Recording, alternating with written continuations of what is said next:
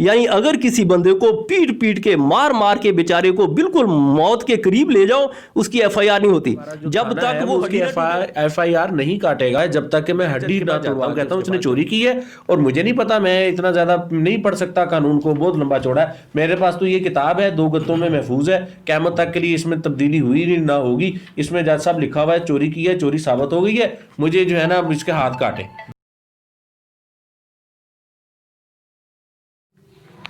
السلام علیکم ناظرین کرام, آج ہم صادق آباد کے ایک مشہور و معروف وکیل جناب مظہر غفور ایڈوکیٹ صاحب سے انٹرویو لیں گے اور ان سے بات کریں گے اسلام اور پاکستان کے آئین کے بارے میں.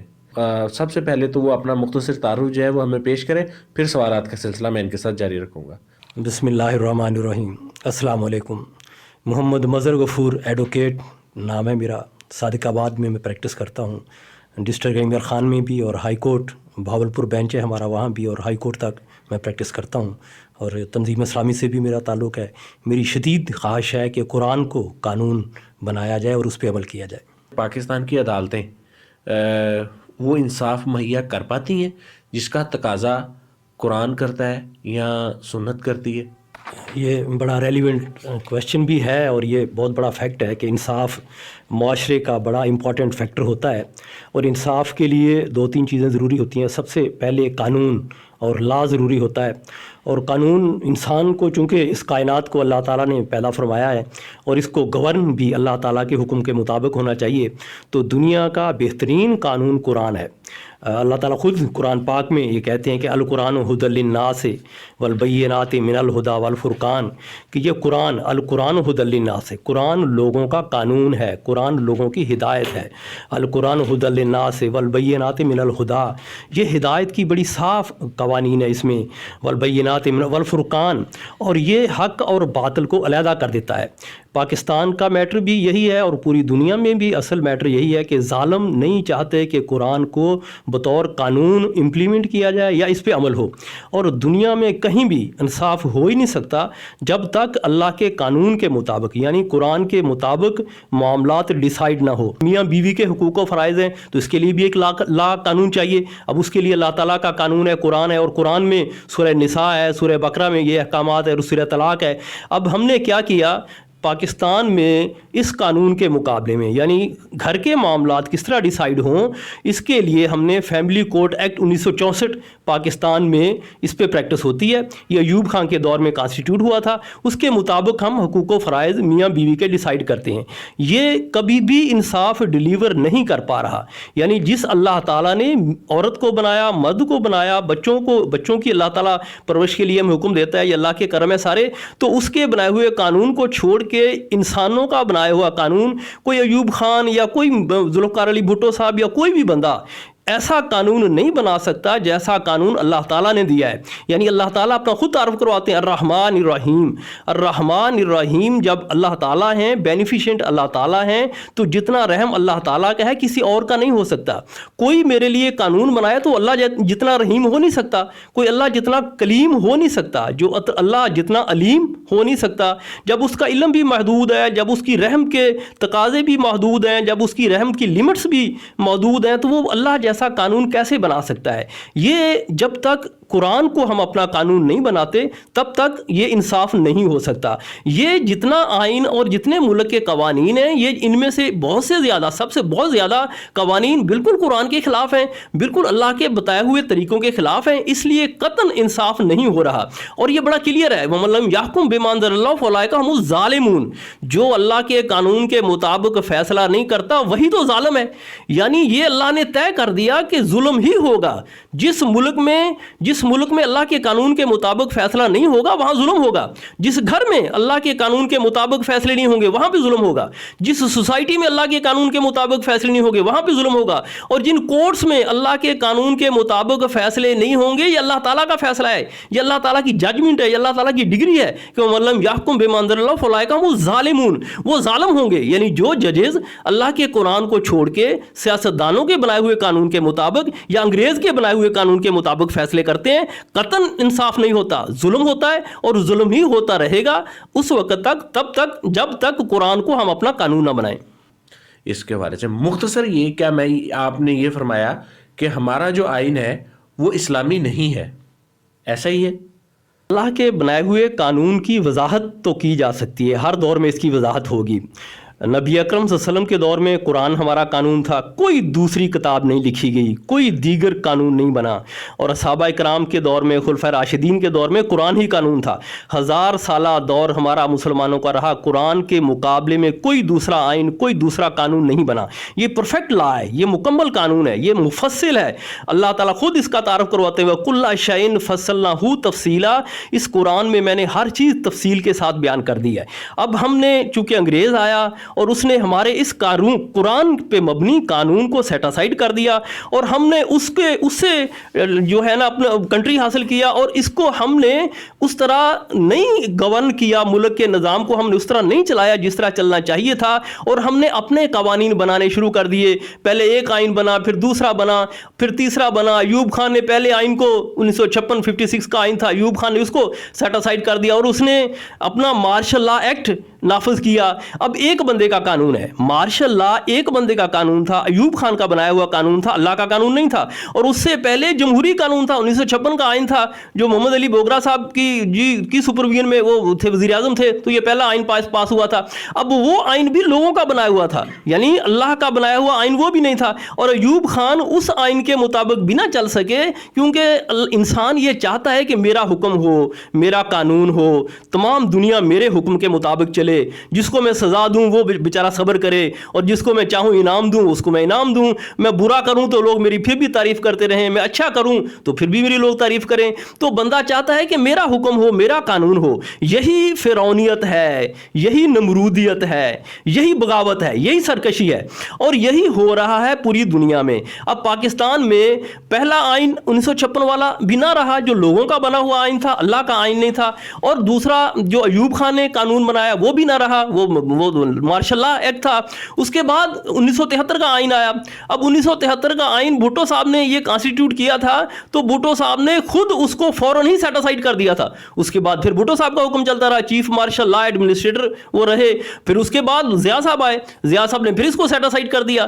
یعنی ہر بندہ یہ چاہتا ہے کہ اس کا اپنا قانون ہو، اس کا اپنا حکم ہو، اس کا اپنا نظام ہو۔ بندہ الہ بننا چاہتا ہے، بندہ رب بننا چاہتا ہے۔ یہ جعلی خدا جو ہمارے اوپر مسلط ہیں، دنیا کے اوپر جو مسلط ہیں، جو ہمارے وسائل کو ہڑپ کر رہے ہیں، جنہوں نے ہمارے وسائل پہ قبضہ کیا ہوا ہے، جنہوں نے دنیا کے وسائل پہ قبضہ کیا ہوا ہے، انہی کی وجہ سے دنیا میں غربت ہے، انہی کی وجہ سے لوگ علاج سے محروم ہیں۔ اگر ہمارا آئین، پاکستان کا آئین اسلامی نہیں ہے، اور ہم نے بچپن میں اپنی ہی کتابوں میں پڑھا جو گورنمنٹ کی طرف سے ہم پر نصاب وہ لاگو کیا گیا تھا کہ پاکستان کا مطلب کیا ہے، لا الہ الا اللہ، تو آئین کے اندر تو یہ بھی لکھا ہوا ہے کہ یہاں پہ کوئی بھی قانون قرآن و سنت کے خلاف نہیں بنے گا۔ تو اس تناظر میں جب آئین کے اندر یہ بات لکھ دی گئی کہ اس میں کوئی بھی اس ملک کے اندر قانون جو ہے وہ قرآن و سنت کے خلاف نہیں بنے گا، تو کیا وہ پھر اسلامی نہیں ہے؟ کیا بات ہے کہ پھر آپ اسے غیر اسلامی کر رہے ہیں؟ وہ کون سی باتیں ہیں آئین میں، وہ آپ ہمیں بتائیے۔ مثلا کوئی ایک شک بتائیے، دوسری شک بتائیے کہ یہ شکیں جو ہیں اسلام کے خلاف ہیں۔ ہاں جی، یہ بڑا مناسب ہے۔ آئین کے اندر 227 میں یہ بات کہی گئی ہے جو عثمان صاحب نے ابھی کہی ہے، آپ نے جو فرمائی ہے کہ all existing law shall be brought in conformity with the injunctions of Islam and no legislation shall be done against the holy Quran and Sunnah. 227 میں یہ کہا گیا ہے کہ تمام موجود قوانین جتنے ہیں ان کو اسلامی کیا جائے گا، یعنی آئین یہ تسلیم کرتا ہے کہ موجود جتنے قوانین ہیں سب غیر اسلامی ہیں اور ان کو اسلامی کیا جائے گا، اور آئندہ کوئی قانون اسلام قرآن و سنت کے خلاف نہیں کانسٹیٹیوٹ ہوگا۔ اب یہ پروویژن 227B اس میں لکھ دی گئی ہے آئین میں، اور اس کے بعد سارے قوانین غیر اسلامی اسی طرح موجود ہیں۔ سود پہ مبنی نظام اسی طرح موجود ہے، بینکنگ کا سود پہ مبنی قوانین سارے اسی طرح موجود ہیں، پی پی سی پاکستان پینل کوڈ تعزیرات پاکستان سزاؤں کا پورا نظام انگریز کا بنا ہوا ہے، اسی کے اندر ہم امینڈمنٹس کرتے ہیں اور نئے قوانین اس میں شامل کرتے ہیں۔ فحاشی پہ مبنی ساری فیسلٹیز سوسائٹی کو اسی لیے میسر ہیں، ظلم پہ مبنی سارے قوانین اسی لیے ظالموں کو میسر ہیں کہ اللہ پہ مبنی اللہ کا بنایا ہوا قانون نہیں ہے۔ پی پی سی میں دیکھیں، ایک آپ کو میں بات کرتا ہوں، سورہ مائدہ میں اللہ تعالیٰ کہتے ہیں وَكَتَبْنَا عَلَيْهِمْ فِيهَا النَّفْسَ بِالنَّفْسِ وَالْعَيْنَ بِالْعَيْنِ وَالْأَنْفَ بِالْأَنْفِ وَالْأُذُنَ بِالْأُذُنِ وَالسِّنَّ بِالسِّنِّ وَالْجُرُوحَ قِصَاصٌ فَمَن صَدَّقَ بِهِ فَهُوَ كَفَّارَةٌ لَهُ وَمَن لَّمْ يَحْكُم بِمَا أَنزَلَ اللَّهُ فَأُولَٰئِكَ هُمُ الْكَافِرُونَ۔ Eye for eye, nose for nose, teeth for tooth, ہر ہاتھ کے بدلے ہاتھ، ناک کے بدلے ناک، کان کے بدلے کان، اور ہر ضرب کے بدلے ویسی ضرب۔ یا پھر یہ کہ دوسرا بندہ اس کو معاف کر دے، اور پھر اگر معاف کر دے تو اس کے لیے قصاص ہے۔ تو یہ قانون اب پی پی سی اس کے مقابلے میں، یہ قانون اب ملک میں آپ بھی جانتے ہیں کہیں پریکٹس نہیں ہوتا۔ کبھی ہاتھ کاٹنے والے کا ہاتھ نہیں کٹتا، کبھی انگلی کٹنے والے کی انگلی نہیں کٹی، کبھی دھکا دینے والے کو دھکا نہیں دیا جاتا، کبھی دانت توڑنے والے کا دانت نہیں ٹوٹتا، کبھی اس طرح کی ضرب نہیں دی جاتی جس طرح کی ضرب اس کو لگتی ہے۔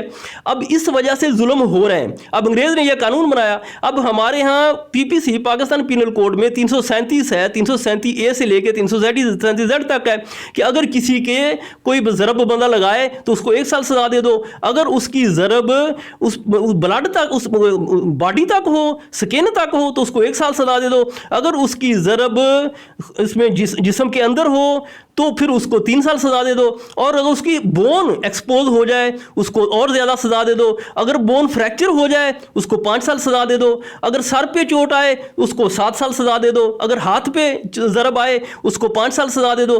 یہ سارے قوانین بالکل غیر اسلامی ہیں۔ اور پھر ہوا یہ کہ پی پی سی میں یہ کہا گیا کچھ چیزیں ہیں جو پولیس کی کوگنیزیبل اوفینس، کچھ اوفینسز کو کہا گیا یہ کوگنیزیبل اوفینس ہے، اور کچھ کو کہا گیا یہ نان کوگنیزیبل اوفینس ہے۔ یہ اسلام کے بالکل اگینسٹ ہے۔ اسلام تو کہتا ہے کہ برائی کو روکنا ہے اور ظلم کو ختم کرنا ہے اور ظالم کا ساتھ نہیں دینا اور مظلوم کی مدد کرنی ہے اور ظالم کو پکڑنا ہے۔ کوئی بندہ دھکا دے تو اس کو دھکا دیا جانا چاہیے، لیکن یہ دھکا دینے والا جرم اور یہ مار پیٹ کرنے والے جرائم یہ سب نان کوگنیزیبل ہیں۔ یعنی اگر کسی بندے کو پیٹ پیٹ کے مار کے بیچارے کو بالکل موت کے قریب لے جاؤ، اس کی ایف آئی آر نہیں ہوتی جب تک وہ ہڈی نہ ٹوٹے۔ اب ظلم یہ ہوتا ہے کہ جو بندہ پٹ رہا ہے بیچارہ، وہ پھر ایف آئی آر درج کروانے آتا ہے تو ایس ایچ او صاحب کہتے ہیں یہ تو نان کوگنیزیبل اوفینس ہے، چونکہ یہ پولیٹیکل پارٹیاں، کیونکہ یہ حکومتی ادارے خود یہ ظلم کرتے ہیں، اور یہ پی پی سی پاکستان پینل کوڈ انگریز نے بنایا ہے۔ انگریز ہم پہ غاصب تھا، ہماری زمین پہ قابض تھا، ہمارے وسائل پہ قابض تھا، اور وہ ہمیں مارتا تھا، پیٹتا تھا تاکہ ہم اس کے سامنے مزاحمت نہ کریں اور بغاوت نہ کریں، اور اس نے یہ قانون بنایا کہ لوگوں کو مارو پیٹو، جب تک ہڈی نہ ٹوٹے تب تک ایف آئی آر نہ درج ہو۔ اس نے اس کو نان کوگنیزیبل رکھا۔ یہ ہم پہ ظلم ہوا، اور انگریز کے جانے کے بعد یہی ظلم پہ مبنی قانون اب بھی ہم پہ نافذ ہے، اور اسی کے تحت ہم عدالتوں میں فیصلے کرواتے ہیں۔ مدثر صاحب، آپ نے بڑی حیران کن باتیں جو ہیں وہ ہمارے سامنے رکھی ہیں کہ اگر میں کسی شخص کو یا کوئی شخص مجھے مارے اور میری انسلٹ کرے، میری بے عزتی کرے، اور جبکہ اللہ کے نبی صلی اللہ علیہ وسلم نے فرمایا ہے کہ ایک مسلمان کے خون کا ایک قطرہ خانہ کعبہ اور خانہ کعبہ کے گرد و نواح سے زیادہ مقدس ہے، تو اس کا ہمارا جو سسٹم ہے، ہمارا جو تھانہ ہے، وہ اس کی ایف آئی آر نہیں کاٹے گا، اس کا پرچہ درج نہیں کرے گا کہ اس کی انسلٹ کی گئی ہے یا یہ کہ اس کے اوپر ظلم ہوا ہے، جب تک کہ میں ہڈی نہ توڑوا کے اس کے پاس جاؤں۔ اچھا، تو مظہر صاحب پھر آپ ہمیں یہ بتائیے کہ اگر یہ قانون اسلامی نہیں ہے تو پھر ہم اس ملک کے اندر کیسے رہ سکتے ہیں؟ اگر آئین کے اندر یہ بات لکھ دی گئی ہے کہ یہاں پر کوئی بھی قانون جو ہے وہ اسلام کے خلاف نہیں ہوگا یا قرآن و سنت کے خلاف جو ہے وہ نہیں بنایا جائے گا، تو اگر میرے گھر میں چوری ہو جاتی ہے اور چور پکڑا جاتا ہے تو میں تو یہ چاہتا ہوں کہ آئندہ سے وہ آگے بھی چوری نہ کرے اور اس کا ہاتھ کاٹ دیا جائے، اور یہ قرآنی حکم بھی ہے۔ تو کیا ہمارا آئین اس بات کی یا ہمارا کوئی جج اس بات کا فیصلہ دے سکتا ہے کہ واقعتاً اس کے ہاتھ جو ہیں وہ کاٹ دیے جائیں کیونکہ ہمارا ملک اسلامی ہے؟ کیا ہم اپنے ملک کے اندر آزادی کے ساتھ قرآن کو نافذ کر سکتے ہیں؟ بتائیے گا۔ یہ عثمان صاحب آپ کی بات بڑی پیاری ہے کہ جب ہم قرآن پڑھتے ہیں تو ہمیں اپنے حقوق و فرائض سمجھ آتے ہیں۔ اب چور کی سزا اللہ تعالیٰ نے قرآن پاک میں سورہ مائدہ میں ہے کہ السارق والسارقات فاقطعوا ایدیہما جزاء بما کسبا نکالا من اللہ واللہ عزیز حکیم. اب اس پروویژن کو دیکھیں آپ, اس آیت کو دیکھیں آپ, یہ اللہ کی لیجسلیشن کو دیکھیں آپ. جو لوگ یہ ظلم کرتے ہیں نا, کہتے ہیں کہ ہم قرآن جیسا آئین ہم نے بنا لیا ہے, یعنی قرآن کے علاوہ کوئی اور آئین بن سکتا ہے. یہ اللہ تعالیٰ کا چیلنج, اللہ تعالیٰ کا چیلنج ہے, یہ اللہ تعالیٰ کا چیلنج ہے یہ. وَإِن كُنتُمْ فِي رَيْبٍ, قرآن پاک میں سورہ بقرہ میں ہے, وَإِن كُنتُمْ فِي رَيْبٍ مِمَّا نَزَّلْنَا عَلَىٰ عَبْدِنَا فَأْتُوا بِسُورَةٍ مِّن مِّثْلِهِ وَادْعُوا شُهَدَاءَكُم مِّن دُونِ اللَّهِ إِن كُنتُمْ صَادِقِينَ فَإِن لَّمْ تَفْعَلُوا فَلَن تَفْعَلُوا فَاتَّقُوا النَّارَ الَّتِي وَقُودُهَا النَّاسُ وَالْحِجَارَةُ أَوْ أُعِدَّتْ لِلْكَافِرِينَ. اللہ تعالیٰ چیلنج کرتے ہیں کہ اگر میرے اصولوں جیسا, میرے قوانین جیسا کوئی ایک قانون بھی تم بنا سکتے ہو تو بنا لاؤ. اور اللہ کہتے ہیں کہ تم نہیں بنا سکتے, اور اگر نہیں بنا سکتے تو پھر ڈرو اس آگ سے جس آگ کا ایندھن پتھر اور انسان ہوں گے. اب اللہ تعالیٰ کہتے ہیں کہ جس بندے کی چوری ہوئی ہو اس کا ہاتھ کاٹ دیں. اب یہ ایک پورا سوشل سیٹ اپ ہے, ایک پورا سوشل پیکیج ہے کہ پہلے آپ لوگوں کی پاورٹی کو ختم کرو, لوگوں کو روزگار کے ذرائع دو, وسائل کی تقسیم اس طرح کرو کہ کوئی بندہ بے روزگار نہ رہے, کوئی بندہ بھوکا نہ رہے, کوئی بندہ بغیر گھر کے نہ رہے, کوئی بندہ بغیر علاج کے نہ رہے, کسی بندے کو روزگار کی پریشانی نہ ہو. پھر اگر وہ کوئی آفینس کرے, پھر وہ اگر کوئی چوری کرو تو پھر السارق والسارقات فاقطعوا ایدیہما. اب دیکھیں چور جو چوری کرے اس کا ہاتھ کاٹ دو. آپ ایک بندے کا ہاتھ کاٹو, دیکھو کس طرح چوریاں ختم ہوتی ہیں, امن ہو جائے گا, سکون ہو جائے گا. جو اسلام کا معنی کیا ہے, اسلام کا مقصد کیا ہے؟ اسلام کا مقصد ہی امن ہے, سکون ہے. جس ملک میں سکون نہ ہو, امن نہ ہو, بے چینی ہو, پریشانیاں ہوں, ڈاکہ زنی ہو, جرائم ہو, وہ اسلام کہے کہ جی اسلامی ملک ہے, وہ نہیں ہو سکتا وہ اسلامی ملک. یہ دھوکہ ہے ہمارے ساتھ. تو یہ اسلام, یہ امن, یہ سکون اسلامی پروویژن کے نفاذ سے ہوگا. اب دیکھیں اس کے مقابلے میں ہم نے 337 بنائی ہوئی ہے. PPC پاکستان پینل کوڈ کی 337 پروویژن ہے, جس میں ہے کہ who one will commit theft shall be punished with imprisonment of 3 years. جو مرد عورت چوری کرے گا اس کو 3 سال سزا دے دو. اور یہ ایک نہیں ہے, پھر اگر کوئی گاڑی چوری کرے اس کو 10 سال سزا دے دو, اگر کوئی گھر میں آ کے چوری کرے اس کو 7 سال سزا دے دو. یعنی 337 337A 337B اور اس طرح یہ پروویژن یہاں پہ اس آیت کے خلاف ہمارے PPC میں شامل ہیں. جو بندہ اس کو کہتا ہے نا اسلامی ہے, وہ بہت بڑا دھوکہ دیتا ہے ہمیں, وہ بہت بڑا ظلم کرتا ہے اپنے آپ پر, اور وہ اپنے آپ کو بھی دھوکہ دے رہا ہے, اور اللہ کو بھی دھوکہ دے رہا ہے, اور ہمیں بھی دھوکہ دے رہا ہے. ٹھیک مظہر صاحب, سوال میرا جو کا تو رہ گیا کہ میں جج صاحب کے پاس جاؤں اور کہوں میرے گھر میں چوری ہوئی ہے اور اس کا ہاتھ کاٹ دیں, تو اس کے پاس کیا رکاوٹ ہے قانونی طور پہ, ہمارے آئینی طور کے اوپر, کہ وہ اسلام کو نافذ ہمارا آئین نہیں ہونے دے گا؟ جج کے کس طرح سے ہاتھ بندھے ہوئے ہیں کہ وہ قرآن کے مطابق فیصلہ نہیں کرے گا؟ آئین کے اندر کہاں لکھا ہوا ہے کہ اگر کسی جج نے اسلام کے مطابق سزا دے دی تو جج کو جو ہے نا فارغ کر دیا جائے گا, یا جج کو الٹا سزا دی جائے گی؟ اس بارے میں روشنی ڈالیے کہ میں جج کے پاس جاتا ہوں, کہتا ہوں اس نے چوری کی ہے اور مجھے نہیں پتا, میں اتنا زیادہ نہیں پڑھ سکتا قانون کو, بہت لمبا چوڑا ہے, میرے پاس تو یہ کتاب ہے 2 گتوں میں محفوظ ہے, قیامت تک کے لیے اس میں تبدیلی ہوئی نہیں نہ ہوگی, اس میں جج صاحب لکھا ہوا ہے چوری کی ہے, چوری ثابت ہو گئی ہے, مجھے جو ہے نا اس کے ہاتھ کاٹے, اور وہ سرے عام. تو کیا چیز ہے جو اس کے لیے رکاوٹ ہے, وہ بیان کیجئے گا. یہ عثمان صاحب, اللہ نے آپ کو بڑی انٹیلیجنس دی ہے, بڑا مناسب سوال ہے. اب جو بندہ مومن ہے وہ چونکہ قرآن کا مطالعہ کرتا ہے, اس کو یہ بتایا جاتا ہے کہ قرآن میرا قانون ہے, اس میں میرے حقوق و فرائض ڈیسائیڈ ہونے, اس کے مطابق ڈیسائیڈ ہونے ہیں. جب وہ کورٹ میں جاتا ہے تو وہ سادہ لوگ بیچارے آتے ہیں کہ اس طرح کے کہ جی ہمیں یہاں سے انصاف ملے گا, لیکن یہ ہمارا سوشل سسٹم اور جوڈیشل سسٹم ایسا ہے کہ انہیں انصاف نہیں ملتا. اسی لیے تو لوگ 40 سال اور 50 سال بیچارے اپنی سماعتیں اور پیشیاں اور عدالتیں بھگتتے رہتے ہیں. اب ججز کیوں اللہ کے قانون کے مطابق فیصلے نہیں کرتے؟ کیا ججز اللہ کے بندے نہیں ہیں؟ کیا ججز اللہ کا قانون نہیں مانتے؟ کیا ججز اپنے آپ کو مسلمان نہیں کہتے؟ جو بندہ اپنے آپ کو مسلمان کہتا ہے وہ اللہ کے قانون کے مطابق فیصلہ کیوں نہیں کرے گا؟ اب مشکل کیا ہے؟ کسی بھی ادارے میں سروس کرنے کے لیے آپ کو اس کے آئین اور قانون کو ماننا پڑتا ہے. پاکستان کے آئین اور قانون کے مطابق ججز अपनी ड्यूटी ज्वाइन करने से पहले हल्फ उठाते हैं कि मैं I will bear true faith. हल्फ क्या है? जजेस का हल्फ भी यही है, पॉलिटिकल पार्टीज़ के लीडर्स का हल्फ भी यही है, और जो आम लोग इस तरह की सर्विसेज करते हैं, जॉब करते हैं, उनका हल्फ भी यही है। आई सोलिमनली स्वेयर, हल्फ यहाँ से शुरू होता है, आई सोलिमनली swear that I will bear true faith and allegiance to Pakistan, यानी मैं हल्फ उठाता हूँ कि मेरा ईमान पाकिस्तान पे मेरा पक्का और सच्चा ईमान है। ये यहीं से फाल्दनेस शुरू हो जाती है, यहीं से जुल्म शुरू हो जाता है। मेरा हल्फ क्या है? कुलू आमन्ना बिल्लाह वमा उनज़िला इलैना वमा उनज़िला इला इब्राहीमा व इस्माईला व इसहाका व याकूबा वल अस्बात वमा ऊतिया मूसा व ईसा वन नबियुना मिन रब्बिहिम ला नुफर्रिकु बैना अहदिम मिनहुम व नहनु लहू मुस्लिमून।